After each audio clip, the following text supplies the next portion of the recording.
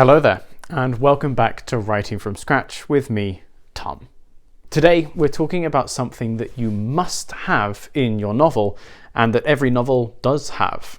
It's a theme.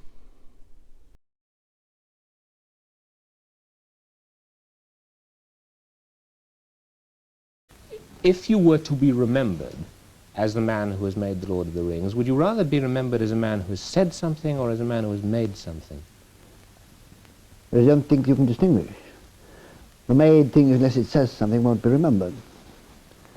Thank you. As Tolkien states in his 1962 interview, your book has to say something if you want it to be successful and be remembered.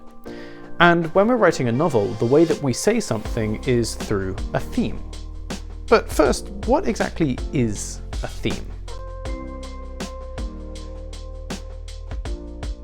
The theme is the underpinning and driving force in your novel. It's not always explicitly stated, but its influence on the character, the plot, and the story should be felt directly or indirectly by the reader as they work their way through the novel, and most of the time reaches some sort of conclusion by the end. In my research, something that's really clear is that many writers often get confused by what their theme is, or have multiple themes that kind of crisscross or are inconsistent with their effect on the story. So today, I want to explore how we can establish the theme and why it's so important. Really, your theme should be one of two things. A, it could be some form of social commentary on the way that our society is organized. For example, war is bad in Catch-22. Or B, it could be a statement on the human condition or the human struggle. As William Faulkner often said, the human heart in conflict with itself is the only story worth telling. This does not mean that you need to limit your book to only one theme. That really depends on the size and the complexity of your book. For example, something like Frankenstein by Mary Shelley has lots of complex themes on power, on rejection, on sadness and sorrow.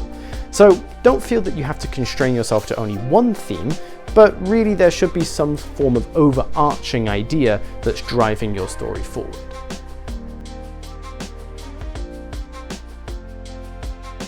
There's some debate between authors and writers about the best way to choose and go about developing your theme. One school of thought argues that you should choose your theme before you start writing. That way, you can plot out your story and your characters with this theme in mind. This allows you to stay consistent to that theme and allow it to permeate throughout the entire story. The only issue with this is that it can be a little bit rigid, and if another theme develops, it might be difficult to incorporate that into the story. The second school of thought argues that your theme should develop as you are writing, and that you don't need to worry about choosing it before you start. They would say that just by having conflict in your story, as William Faulkner told us to have, that the theme itself will develop and emerge over time, and that it's basically impossible to write a story without some sort of theme emerging. Whichever way you go about it, there doesn't seem to be a definitive answer. For me, I subscribe more to the pyramid model. I feel more comfortable knowing what my theme is before I start writing. That just feels like a more natural thing to do for me. But it might change, and if it changes, I'll be sure to update you in the future. But really, don't stress yourself. If you don't have a theme before you start writing, that's okay. You can just start writing and develop your idea as many successful authors have done in the past. So that's all we have time for today on Writing from Scratch. Thank you very much for watching, and good luck with finding your own themes. Please consider liking, subscribing, and sharing the video with your friends, and I'll see you all next week. Thank you very much.